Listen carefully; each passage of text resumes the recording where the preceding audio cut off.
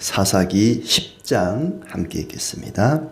아비멜렉의 뒤를 이어서 이사갈 사람 도도의 손자 보아의 아들 돌라가 일어나서 이스라엘을 구원하니라. 그가 에브라임 산지 3일에 거주하면서 이스라엘의 사사가 된 지 23년 만에 죽음의 3일에 장사되었더라. 그 후에 길르앗 사람 야일이 일어나서 22년 동안 이스라엘의 사사가 되니라.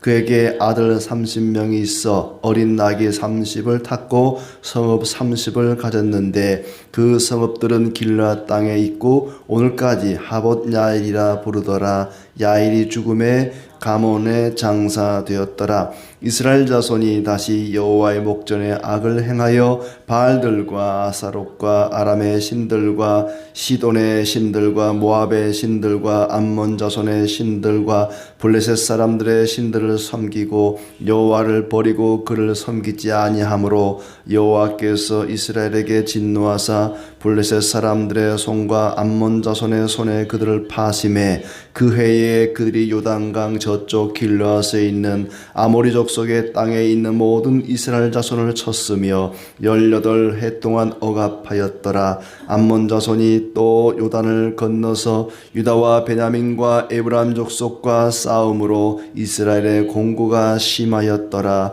이스라엘 자손이 여호와께 부르짖어 이르되 우리가 우리 하나님을 버리고 바알들을 섬김으로 주께 범죄하였나이다 하니 여호와께서 이스라엘 자손에게 이르시되 내가 애굽 사람과 아모리 사람과 암몬 자손과 블레셋 사람에게서 너희를 구원하지 아니하였느냐. 또 시돈 사람과 아말렉 사람과 마온 사람이 너희를 압제할 때에 너희가 내게 부르짖음으로 내가 너희를 그들의 손에서 구원하였거늘 너희가 나를 버리고 다른 신들을 섬기니 그러므로 내가 다시는 너희를 구원하지 아니하리라.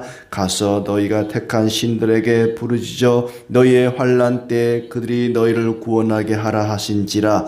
이스라엘 자손이 여호와께 여쭈되 우리가 범죄하여 싸우니 주께서 보시기에 좋은 대로 우리에게 행하시려니와 오직 주께 구하옵나니 오늘 우리를 건져내옵소서 하고 자기 가운데에서 이방 신들을 제하여 버리고 여호와를 섬김에 여호와께서 이스라엘의 공고로 말미암아 마음에 근심하시니라. 그때에 암몬 자손이 모여서 길르앗의 진을 쳤으므로 이스라엘 자손도 모여서 미스바의 진을 치고 길르앗 백성과 방백들이 서로 이르되 누가 먼저 나가서 암몬 자손과 싸움을 시작하랴. 그가 길르앗 모든 주민의 머리가 되리라 하니라. 아멘. 네, 오늘도 주님의 은혜가 가득하기를 진심으로 축복합니다. 사사들의 이야기가 계속 이어지고 있는데 어떤 사사는 그 내용이 좀 길고 또 어떤 사사는 아주 짧게 그렇게 지나갑니다. 1절, 2절, 또 3절부터 5절까지 돌라라는 사사, 또 야일이라는 사사가 등장하는데 그 내용이 그리 많지 않아서 무슨 일을 어떻게 했는지 잘 알 수가 없습니다. 1절, 2절에 보면 이사갈 사람 돌라라는 사사가 일어나서 이스라엘을 구원했다. 23년 만에 죽었다. 누구를 대적했는지, 누구와 싸우고 누구로부터 이스라엘을 구원했는지 그런 기록이 없습니다. 그런데 맨 처음 1절에 보면 아비멜렉의 뒤를 이어서 이렇게 나옵니다. 아비멜렉의 뒤를 이어서. 이 말씀을 통해서 추정을 해보면 아비멜렉이 어떤 사람입니까? 기드온의 첩의 아들인데 자기 형제 70명을 한 바위 위에서 죽이고 자기 외갓집 동네 세겜 사람들과 짝짝꿍 해가지고는 이스라엘을 다스렸다가 서로 배반해서 죽고 죽이는 그야말로 이스라엘의 질서가 엉망이 되어버린 그런 시대가 아니었습니까? 바로 그런 어수선한 엉망이 되어버린 그런 상황 속에서 이스라엘을 구원했다. 이렇게 여겨집니다. 누가 공격을 해오거나 그들을 괴롭히지 않았어도 이스라엘 자체가 서로 죽고 죽이는 그런 비극이 계속되고 있는 그런 상황 속에서 이제 아비멜렉이 죽고 얼마나 나라가 어수선했겠습니까? 왕이 되어서는 안 되는 사람을 왕으로 세웠다가 모두가 아무튼 참 비극을 겪게 되었는데 그 비극 가운데에서 그들을 구원했다 이렇게 여겨집니다. 또 3절부터 5절은 길르앗 사람 야일이라는 사람인데 그가 22년 동안 이스라엘 사사가 되었다. 그에게는 아들 30이 있고 그 아들들은 어린 나귀 30을 타고 성읍 30을 가졌다. 이 사람도 누구를 대적해서 싸웠는지 뭐 어떻게 구원을 했는지 어떤 그런 얘기는 없고 그냥 아들들 30명이 있었다. 부인도 많았겠죠. 특별히 사사지만은 어느 이방 대적으로부터 이스라엘을 구원했다 이런 얘기는 없습니다. 사사가 하는 일이 이제 이방 민족으로부터 적들의 공격으로부터 나라를 구원하기도 하지만 사사의 가장 큰 역할은 뭐냐면은 재판관 아니겠습니까? 사사는 판관이기 때문에 백성들을 재판하는 일을 했는데 아마 자녀들 아들 30명이 어린 나귀 30을 탔다는 것은 이제 순회 재판관으로서 전국을 돌아다니면서 재판을 하지 않았을까 그렇게 추정을 해보고 또 어느 나라를 뭐 대적해서 싸워 이겼다 이런 내용이 없는 걸 볼 때에 두 가지 이제 해석이 가능합니다. 하나는 그 시대에 나라가 너무 평안해서 너무 부유하고 평안해서 뭐 대적들이 공격을 해온다거나 전쟁을 해야 될 일도 없고 그냥 재판관으로서 재판하는 일만 하지 않았을까라고 생각해 볼 수도 있고 또 하나는 자녀들이 이 나귀를 탔다는 것은 지금으로 치자면은 고급 승용차를 한 대씩 타고 다니는 겁니다. 그러니까 자녀들이 아주 호사스럽게 그리고 또 30명의 자녀를 두었다는 것은 부인도 여럿을 두었다는 것이죠. 부와 권력을 누린 그런 사사가 아니었을까. 한편으로는 긍정적인 해석이 가능하고 또 한편으로는 부정적인 해석도 가능하고 뭐 어느 것이 옳은지 우리는 알 수가 없습니다만은 이 사사 야일이라는 사람에 대한 기록이 그리 많지 않습니다. 그 다음에 이제 6절부터 해서 이제 11장에 이르기까지 입다라는 사사가 등장을 합니다. 이제 6절부터 18절까지는 입다에 대한 본격적인 이야기보다는 그가 등장하기 전에 어떤 상황이었는지 배경을 설명하고 있습니다. 이스라엘 자손이 다시 여호와의 목전에서 악을 행하여 이방신을 섬기고 여호와를 버리고 섬기지 않았다. 그러니까 하나님을 버리고 이방신을 섬기게 되었다. 그러니까 하나님을 여러 신들 중에 하나 정도로 취급하지 않고 아예 하나님을 버려버리고 이방신들을 섬겼다 하는 것입니다. 우리가 우리 시대에 그러기가 쉽죠. 그런 현상이 많습니다. 마음속에 돈을, 재물을 하나님보다 더 사랑하다 보니까 하나님은 섬김의 대상이 아니라 그저 이용의 대상으로 여기고 하나님을 전혀 경외하지 않는, 섬기지 않는 그런 모습들이 우리 가운데 있죠. 하나님께서 그들에게 진노하사 블레셋과 암몬 자손의 손에 파셨다. 팔았다는 것은 넘겨줬다는 얘기죠.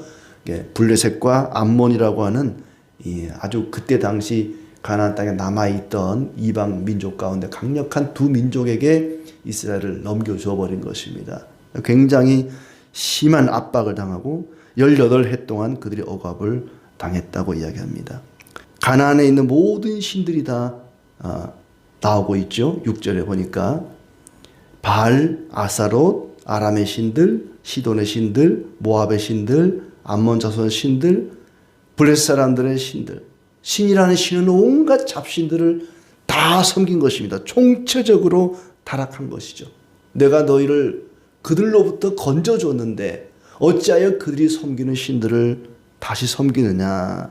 가나안에서는 눈에 보이는 온갖 우상들을 그들이 신으로 섬겼던 것입니다. 하나님께서 그들을 블레셋과 암몬 자손의 손에 넘겨줘서 그들로부터 심각한 압박을 받게 되면서 그들이 다시 하나님께 이제 부르짖습니다. 10절에 보니까 이스라엘 자손이 여호와께 부르짖어 이르되 우리가 우리의 하나님을 버리고 바알들을 섬김으로 주께 범죄하였나이다. 하나님, 우리가 주님께 범죄했습니다. 내가 너희를 이방의 손에서 구원하였거늘 너희가 나를 버리고 다른 신들을 섬기니 다시는 너희를 구원하지 아니하리라. 하나님께서 13절에 너희가 나를 버리고 다른 신들을 섬기니 그러므로 내가 다시는 너희를 구원하지 아니하리라. 아주 퉁명스럽게 말씀을 하십니다. 다시는 너희를 구원하지 아니하리라. 그러니 가서 너희가 택한 신들에게 부르짖어 구원하게 하라. 하나님, 우리를 살려주십시오. 블레셋과 암몬 자손의 손에서 우리를 살려주십시오 했더니 내가 다시는 너희를 구원하지 아니하리라. 너희가 섬기는 그 신들, 온갖 신들, 그 신들에게 살려달라 그래라. 왜 나한테 와서 살려달라고 하느냐. 아이가 학교 끝나고 오다가 오락실에 앉아가지고 하루 종일 게임만 하고 집에 오지도 않고 엄마가 아무리 기다려도 오지 않아요. 나중에 이제 해가 진 뒤에 와가지고 엄마 배고파요, 밥 주세요 그랬더니 오락실에 가서 오락실 아저씨한테 밥 달라 그래. 왜 나한테 와서 그래? 너 그거 좋아하잖아. 거기 가서 밥 달라 그래. 다시는 내가 밥을 주나 보라. 막 그런 것처럼 하나님께서 다시는 내가 너희를 구원하나 보라. 너희가 좋아하는 그 신들에게 가서 구원해달라 그래. 왜 나한테 구원해달라 그래? 하나님이 막 화가 단단히 나셨습니다. 굉장히 서운하고 아주 분노하시는 모습이죠. 그러자 이스라엘 백성들이 우리가 범죄하였사오니 좋은 대로 하시되 우리를 건져내시옵소서. 하나님, 우리를 때리면 때리시는 대로 맞겠습니다. 그러나 지금은 좀 건져주십시오. 우리에게 어떤 벌을 내리시더라도 달게 받을 테니 지금 당장은 우리가 너무너무 고통스럽습니다. 괴롭습니다. 그러니 우리를 건져주십시오. 구합니다. 그리고 백성들이 이방신들을 제하여 버리고 여호와를 섬김에, 근데 이 눈에 보이는 우상은 다 제해버렸지만 마음속에서는 지워버리지를 못한 거예요. 눈에 보이는 우상들은 다 치워버렸는데 마음속에는 여전히 우상을 품고 살았던 거죠. 그러니까 나중에 또다시 우상을 또 섬깁니다. 마음속에서 이 우상이라고 하는 것은 아무것도 아니다. 아무 생명도 없고 아무 가치도 없고 우리에게 아무것도 줄 수 없는 것들이다.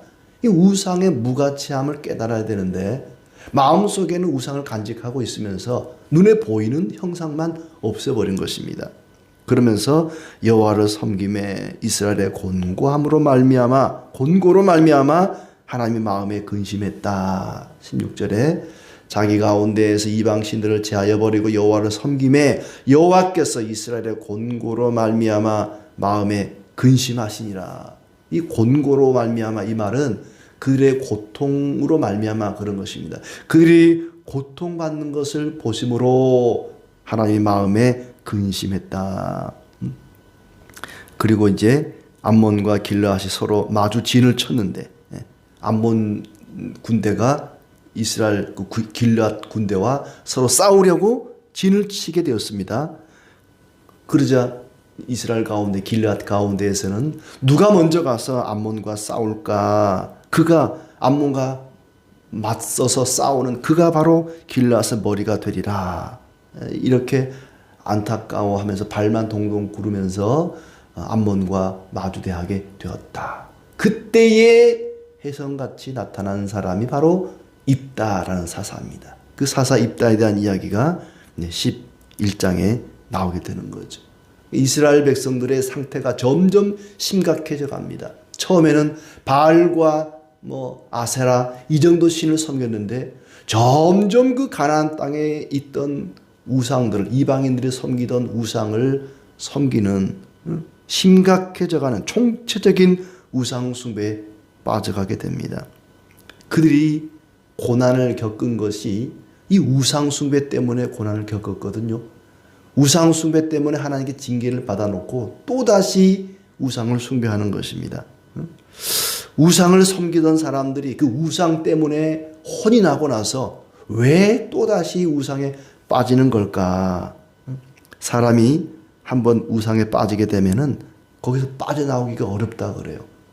도박에 빠진 사람이 다시는 내가 도박하지 않겠다고 뭐든지 그러죠. 중독이라고 하는 게 마약이든지 요새는 스마트폰 중독이든지 내가 다시는 하지 말아야지 해놓고도 그것 때문에 혼이 나고 나서도 또다시 거기에 빠지는 도박에 빠진 사람은 뭐 이렇게 내가 다시는 안 하겠다고 뭐 손을 자르고 손이 없으면 발가락으로도 한다고 그렇게 뭔가 중독에 빠지는 사람은 끊지를 못하는 것처럼 이 우상 숭배도 마치 중독과도 같아요.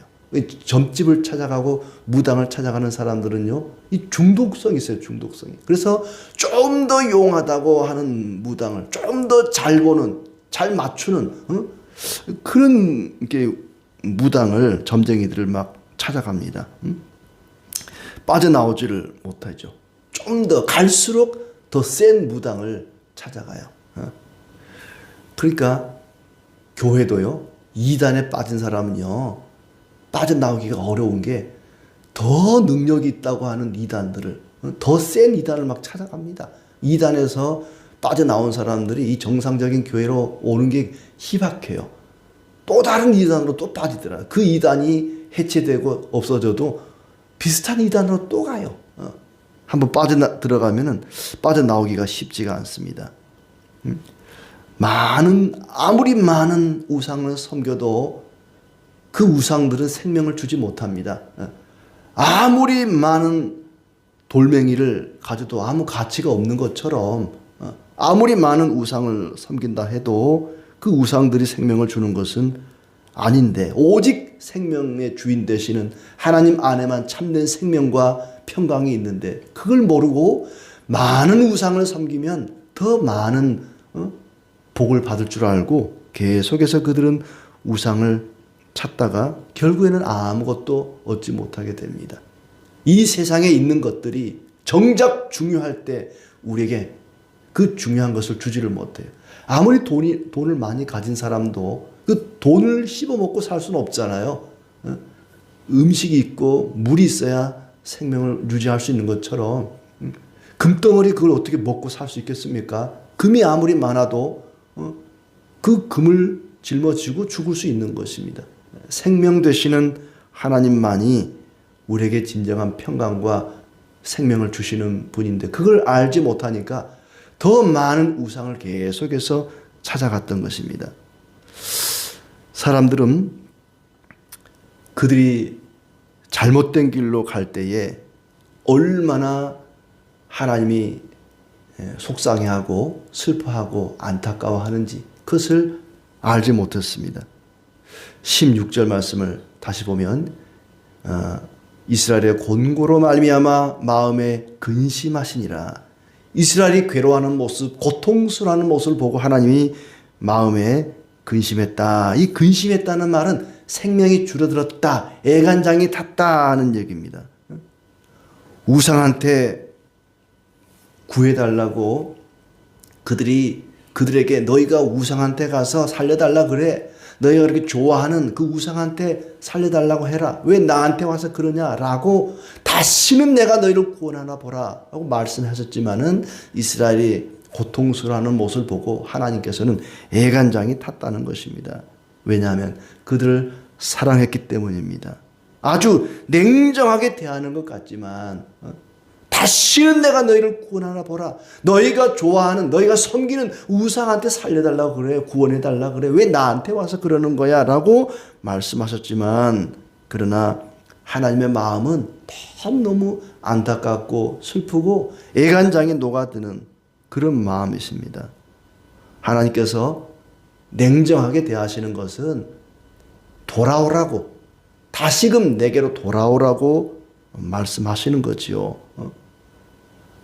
해가 질 때까지 게임하고 돌아온 아들한테 집 나가 밥 안 줘. 너 그 오락실 아저씨한테 밥 달라 그래 라고 엄마가 냉정하게 구하는 이렇게 소리치는 것은 다시는 그러지 말라고 다시는 거기서 그렇게 죽치고 앉아있지 말고 빨리 집에 오라고 하는 얘기지 진짜로 집 나가라는 얘기는 아니죠. 진짜로 밥 안 준다는 얘기는 아닙니다. 그 말 듣고 그래요? 집 나갈게요. 그러면 안 돼요. 예. 너무너무 안타까워서 아들이 잘못된 길로 갈까봐 너무너무 안타까워서 하는 말이죠. 우상에 빠진 이스라엘 백성들을 보고 다시는 너희를 구원하라 보라. 우상에 가서 살려달라 그래라 라고 말씀하시는, 냉정하게 대하는 것은 그들이 회개하고 하나님께로 돌아오라고 하는 그런 얘기입니다. 하나님이 나를 사랑하시는 것처럼 나도 하나님을, 우리도 하나님을 사랑하고 존귀하게 대하기를 원하십니다. 그저 하나님을 내가 어려울 때 문제를 해결해 주시는 문제 해결사 정도가 아니라 나의 주인으로, 나의 왕으로 섬기기를 원하십니다. 하나님을 인격적으로 대하기를 원하십니다. 오늘도 우리 하나님을 내 인생의 주인으로, 나의 왕으로 믿고 존귀하게 대하고 그분이 나를 사랑하시는 것처럼 주님을 진심으로 뜨겁게 사랑하는 우리의 삶이 되기를 진심으로 기원합니다.